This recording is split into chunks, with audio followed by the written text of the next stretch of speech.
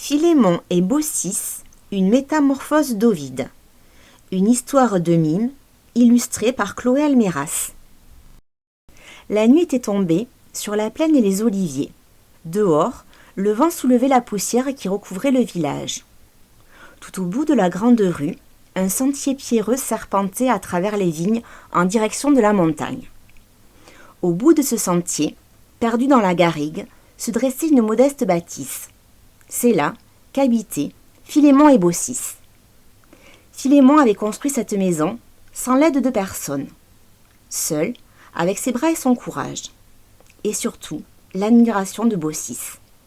À présent, il était vieux et peinait à soulever ses outils. Ce soir-là, fatigué par sa journée, il contemplait son épouse, assise au coin du feu.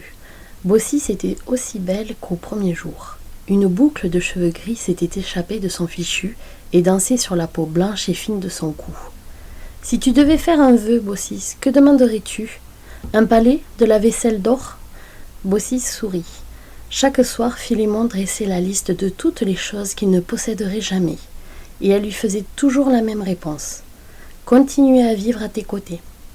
C'est mon vœu le plus cher. » Philémon soupira. Il aimait entendre Baucis lui répéter ces mots. Il s'étira en bâillant. Il était l'heure de faire reposer leur corps douloureux.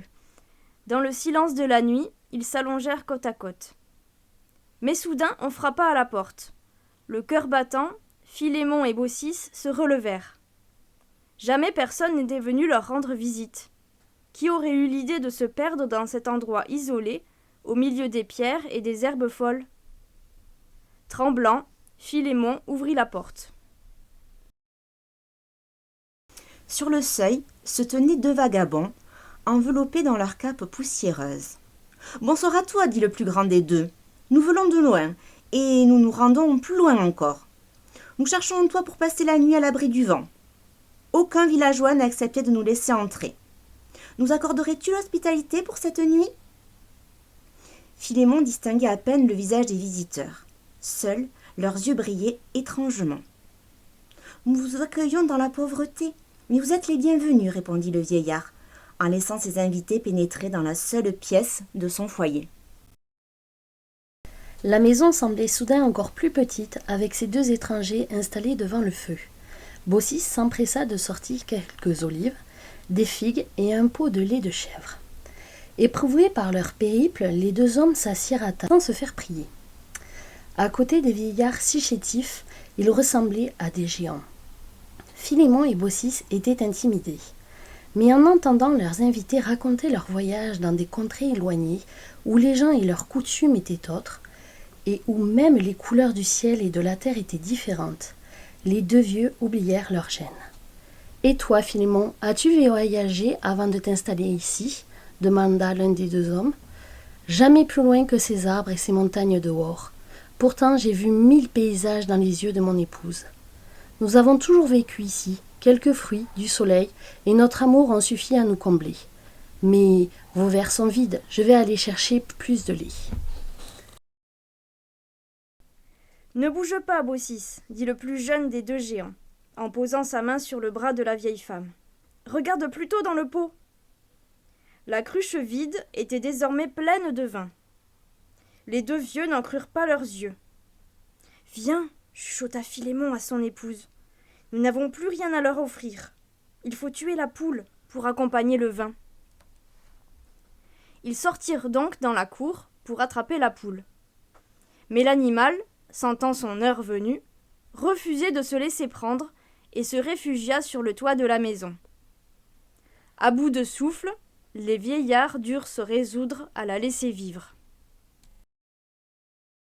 « Philémon et Baucis, votre repas était digne d'un festin, les remercia un des géants. Vous nous avez reçus comme des rois, ajoutant son compagnon en se découvrant la tête. Philémon et Baucis tombèrent à genoux en reconnaissant les dieux Jupiter et Mercure. Ils étaient terrorisés de se trouver devant eux. « Relève ta femme, Philémon, ordonna Jupiter d'une voix profonde. Nous rendons visite aux hommes et prenons la mesure de leur hospitalité. Vos voisins n'ont pas daigné ouvrir leurs portes à de pauvres voyageurs. Mais vous serez récompensés. Nous vous accordons un vœu, quel qu'il soit. Philémon regarda Baucis. « Alors, Baucis, quel serait ton vœu ?»« Mais tu le sais bien, murmura la vieille femme. Philémon réfléchit un instant, et d'une voix posée, il demanda « Accordez-nous de ne jamais connaître la douleur de perdre l'autre, qu'il soit épargné à ma femme de devoir me porter un jour en terre, et qu'il me soit épargné de devoir un jour fermer ses yeux. » Alors les dieux invitèrent leurs hôtes à les suivre. Après une marche pénible, ils atteignirent un piton rocheux qui dominait la vallée. À la lueur de la lune, on apercevait en contrebas la petite maison de Philémon et Baucis. « Puisque tel est votre souhait, aucun de vous ne partira avant l'autre, promit Mercure.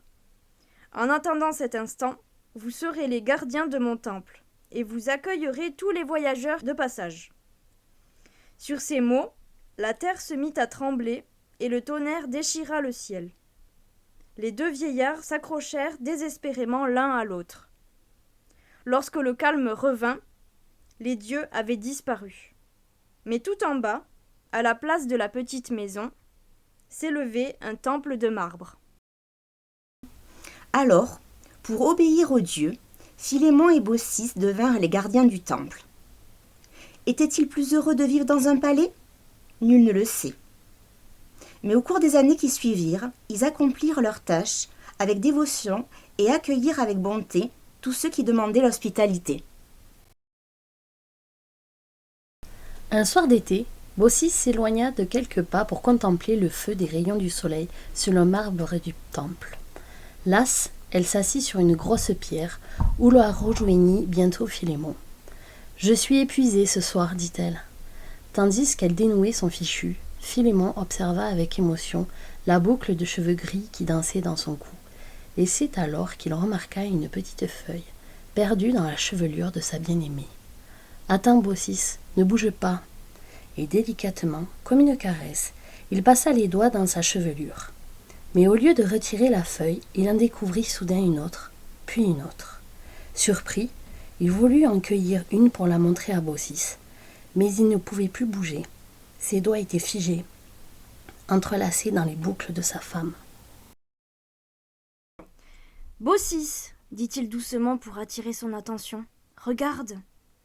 De l'écorce avait recouvert ses doigts et remonté sur son bras jusqu'à son épaule.